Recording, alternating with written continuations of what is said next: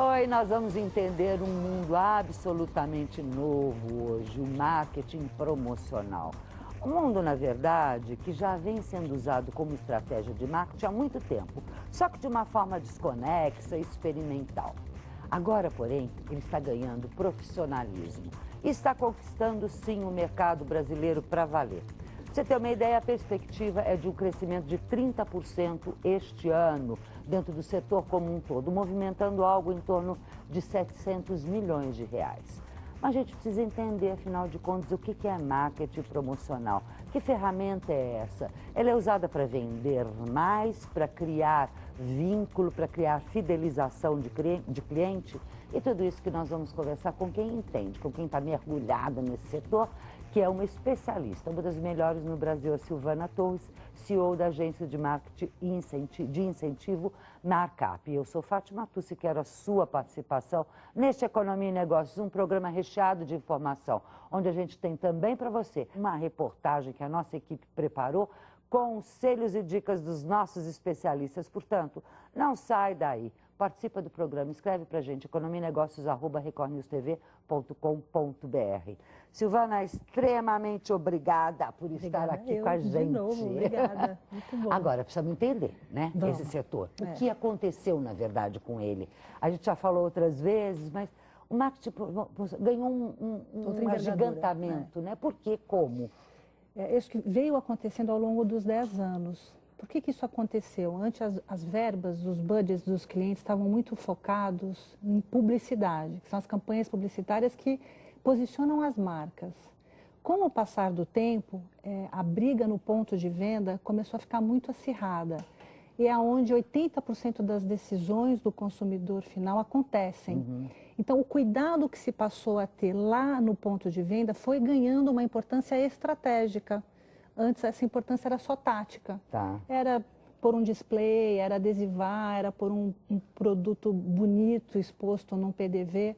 Mas quando foi se percebendo essa importância da decisão do consumidor no ponto de venda, as verbas começaram a migrar para este novo endereço, para o marketing promocional. E aí não mais com táticas, mas com estratégias de médio e longo prazo.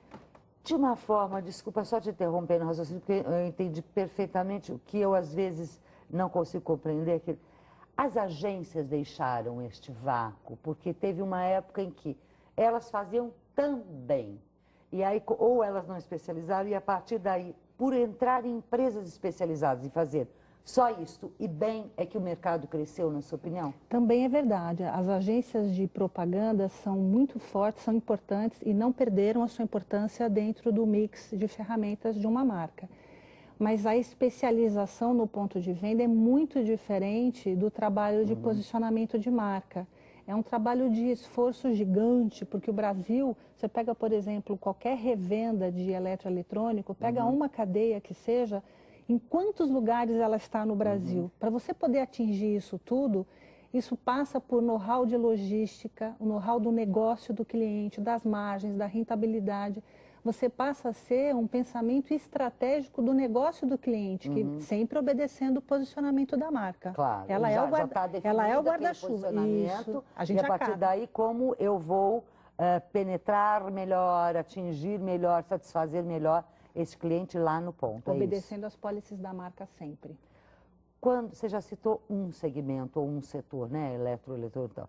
Se a gente fizer uma radiografia hoje, quais os segmentos da economia, quem está mais avançado no marketing?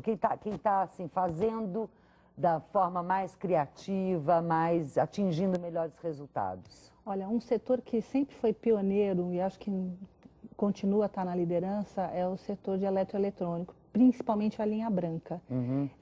Eles sempre tiveram uma concorrência muito forte no ponto de venda. Então você tem grandes marcas concorrendo, então você tem Brastemp, Electrolux, LG e tantas outras importantes, e a disputa ali pelo consumidor final é cruel. Então essas marcas que possuem, como regra, uma concorrência muito grande no ponto de venda, eles se obrigam a estar na ponteira, na inovação, nos lançamentos de novas formas de seduzir o consumidor e o balconista. Mas aí, então é isso que eu quero agora. Exemplo de monte, só que logo depois de um intervalo, que a gente vai ter 2 momentos aqui muito importantes, que eu quero que você participe e compartilhe conosco. Uma é a dica da Magali Soana. Você sabe que sempre que escreve para ela, ela dá a resposta e aparece aqui conversando com você. Vamos lá, Magali? Boa noite, Fátima. Vamos falar um pouquinho do duplo financiamento. Vamos lembrar um pouquinho do passado, daquela proibição que só veio por lei a partir do ano 2000. Ou seja, antes disso, poderia se financiar 2 imóveis e ter a cobertura do FCVS. Essa cobertura serve para aqueles contratos que têm resíduo, cuja prestação é reajustada pelo salário, o saldo devedor pela TR. Mas veja, esse fundo de compensação não pode ser usado para 2 imóveis, assim dizem os bancos. No entanto, uma lei de 2000 veio a proibir. Antes disso, é perfeitamente possível ter a quitação desse imóvel pelo fundo de compensação. Só as pessoas que têm esse contrato sabem o quanto é difícil. Pagaram a vida inteira e devem 200, 300, 400 mil reais ainda. Então é necessário que essas pessoas saibam que elas podem buscar o direito delas, que realmente é possível. A lei não retroage. Antes do ano de 2000, a quitação é possível para 2 contratos, sim. Fátima, é com você. Obrigada, Magali. Você sabe, continue escrevendo, o endereço aparece sempre aí, porque a Magali vem com a resposta da sua dúvida. Porque a gente também sabe fazer marketing promocional aqui. A gente fala diretamente com você, responde e atende ao seu anseio. O outro anseio seu, sempre constante, é: gente, preciso de emprego, meu filho precisa de emprego, meu marido precisa de emprego, alguém? Pois é, a gente tem então o nosso mapa de emprego. Vamos a ele depois a um rápido intervalo e voltamos aqui com a nossa entrevista.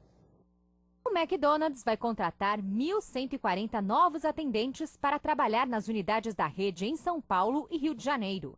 Os interessados devem se inscrever no site www.mcdonalds.com.br. Vamos repetir: www.mcdonalds.com.br. Há vagas em diversas cidades desses 2 estados e o salário não foi divulgado. De volta com a Economia e Negócio na nossa conversa com a CEO da agência de marketing de incentivo Markup, a Silvana Tous, falando sobre esse mercado. Eu já falei para você que eu queria exemplo. Linha branca, que você já falou bem claramente da guerra no ponto de venda. Eu estou lá numa loja grande de varejo, daquelas mega, com 400 coisas. Quem me seduz hoje em dia com que armas são essas? Então, para a gente seduzir o consumidor final, passa por seduzir o vendedor antes. Porque assim como a gente compete com o seu coração na escolha de uma marca, esse vendedor também, ele pode ser um fiel escudeiro da marca. Então, tem todo um programa de relacionamento que as marcas fazem com o mesmo cuidado que fazem relacionamento com o consumidor final, fazem com esse vendedor, para que ele também tenha a preferência pela venda da marca. Então, o que você consegue com isso? Fechar um ciclo. A publicidade tem o recall da marca, que leva você até o ponto de venda com o desejo aspiracional de comprar uma determinada marca. Eu chego lá, o vendedor me diz que aquela é melhor, é a melhor marca, tal. Porque ele também está, de alguma forma, sendo envolvido pela marca para que tenha preferência da venda da marca. Então, a publicidade leva você no ponto de venda. Você chega lá, tem um vendedor que está treinado, capacitado, envolvido e motivado para vender aquela marca, é inevitável que você saia de lá com aquela marca. Silvana, posso usar a prerrogativa do ganhador do Prêmio Nobel de Literatura e ser uma menina má? Pode. Uma má menina, te perguntar o seguinte: este vendedor, e eu vou te citar depois um exemplo pessoal, ele está seduzido ou ele está, vamos usar, se fosse no poder público, eu diria corrompido. E cito para você uma compra de vinho que ocorreu comigo. Fui lá, pedi tal, eu queria um aconselhamento. Fui aconselhada, não digo que fui má aconselhada, mas fui aconselhada de uma forma dirigida, porque depois eu soube que o vendedor teria daquela marca que iria ganhar um LCD, uma televisão, se ele vendesse X números de vinhos. Eu me sinto, como consumidora, até enganada. Olha, no passado as campanhas de incentivo tinham muito esse cunho mercenário. Me faça algo que eu te dou algo em recompensa. Era muito financeiro uma campanha de incentivo. Com a evolução do mercado, com a evolução do consumidor final, porque hoje o consumidor final tem uma qualidade na decisão de compra por conta de internet, ele faz pesquisas, ele chega com muito conhecimento no ponto de venda. Ele não é mais um consumidor desavisado que depende exclusivamente da opinião de um vendedor. Então, por conta dessa mudança do perfil do consumidor final, essas campanhas de incentivo que eram no passado, há 10 anos atrás, campanhas mercenárias, especificamente toma lá da cá, elas também evoluíram. Elas passaram de campanha de incentivo para campanha de relacionamento com esse balconista. O que é diferente disso? Existem eventos de treinamento da marca, existe treinamento de verdade. De verdade. Não recebe o papelzinho que diz, ó, a marca tem isso, aquilo, você vender tanto, vai ganhar tal coisa. Não, ele é qualificado de uma forma para enfrentar esse consumidor novo que chega cheio de sabedoria, muitas vezes mais que ele. Porque ele tem na internet, Está na internet, está fácil. Né? Então, assim, esse vendedor é mais bem treinado pelo fabricante, não pela loja do varejo, pelo fabricante. Ele tem eventos de relacionamento onde ele tem possibilidades de conquistas de cursos de informática, cursos de línguas, para também no autodesenvolvimento, para crescer profissionalmente. E, eventualmente, existe ao final de um programa, o que era antes vendeu, ganhou, vendeu, ganhou, vendeu, ganhou, é mais espaçado e isso ao final de um longo período, tipo 12 meses, ele também ganha uma recompensa. Mas isso é muito diferente do que era a prática antigamente. Um mês vendeu, atingiu cota, ganhou alguma coisa. E esse alguma coisa no setor de linha branca era tão forte que tinha até um nome, chamava-se Gelta, que vem do alemão Geld, dinheiro. A prática era tão assintosa de que isto era custo unitário do produto, a Gelta estava intrínseca lá. Essa indústria branca se reuniu, todos os fabricantes se reuniram e cortaram essa Gelta.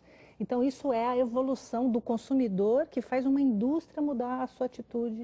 Isso é bárbaro, É bem bacana. Vitória do consumidor, parabéns. Eu vou te perguntar outros setores que eu quero explorar essa criatividade e aquele ganho também do nós, né? O que a gente leva com isso? Antes, porém, a gente vai acompanhar uma reportagem preparada pela nossa equipe. É sobre o programa de microempreendedor individual. Vamos acompanhar? De acordo com o Sebrae, em Araraquara, mais de 15 mil pessoas trabalham na informalidade. Mas esse número deve diminuir. A cidade acaba de criar a lei do microempreendedor individual. Agora, quem trabalha por conta própria e fatura até R$ 36 mil por ano pode se cadastrar e adquirir o CNPJ. Os impostos são baixos. Quem trabalha com comércio ou indústria recolhe R$ 57,10 por mês. Quem presta serviço paga R$ 62,10. Essa oportunidade que a lei vem proporcionar a esses empresários, eles começando com o MEI, recolhendo esses impostos, eles vão ter sustentabilidade para poder crescer e, em pouco espaço, poderá constituir uma microempresa. Posteriormente, a sua empresa vai estar crescendo, gerando mais emprego e renda para o nosso país. A formalização traz muitas vantagens, entre elas a possibilidade de adquirir empréstimos em bancos ou programas de microcrédito do governo. No caso dos microempreendedores individuais, a aquisição do CNPJ pode ser feita de maneira simples e gratuita. No site www.portaldoempreendedor.gov.br, os interessados preenchem um cadastro. O CNPJ e o registro na junta comercial são obtidos na hora. Em São Carlos, existem 18 mil informais, segundo o IBGE. A cidade criou a lei do microempreendedor individual no ano passado, mas até agora foram somente 247 adesões. Realmente a conscientização de que através da inscrição do empreendedor individual, ele está garantido pela Previdência e pelo Estado.